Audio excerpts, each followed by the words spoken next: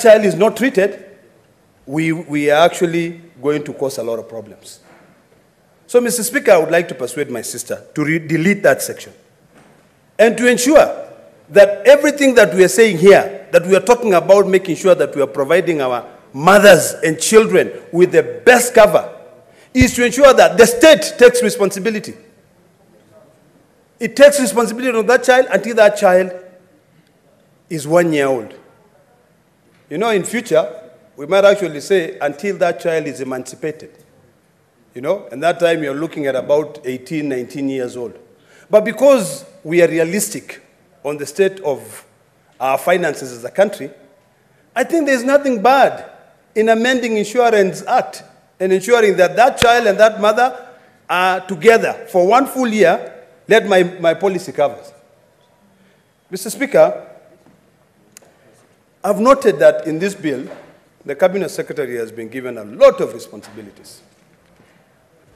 I dare say the reason why we are having a lot of problems today in this country, particularly because of this issue of the strike by the doctors, is because although our function has been fully devolved, you know, level 1 to level 5, we are still relying so much on bureaucracies of a Cabinet Secretary. I think it's about time, and this House must now ask serious questions. Are we really ready to deal with the issue of devolution? Are we? You know, we should always say, we always keep on saying, form follows functions. You know, even in this bill it says that county government shall provide money for the maternal, newborn, and the child health programs. Should we now be saying that we cost, how much it will cost per child to be protected, to be provided with services, and this House allocate that money? When we allocate that money, we deduct from the money that is being allocated to the Ministry of Health. If today, Mr. Speaker, you take the budget of the Ministry of Health, you'll be shocked. It is almost equivalent to almost 30 counties, allocation to almost 30 counties. And what do? Just a bunch of policies, keep on talking, running up and down. They cannot even sit down and agree with the doctors. The person who is running that docket is completely incompetent, cannot even be able to sit down and have a discussion on issues that are affecting Kenyans. So let us not have double standard, Mr. Speaker. If we are here, and we are here because of the interest of our people, we must then be able to legislate, knowing clearly the consequences and the non-intended consequences.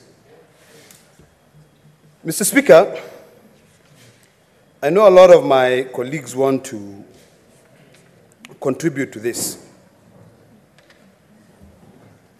I want to persuade my sister to relook at this bill, because I just really perused it a lot.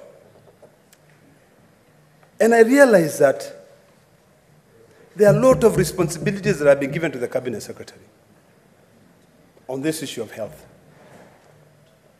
And in the same bill, it talks about us respecting our cultures. Because our county governments have been divided based on, more say, cultures, or tribal groups and affiliations, apart from this business of nowadays where we say a county is cosmopolitan, just because of interest.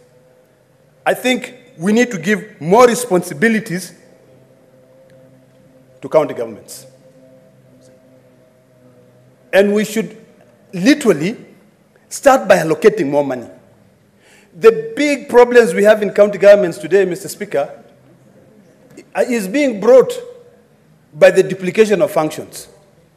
Where the national government says, oh, let's come here within 48 hours or maybe within, let's say, a fortnight.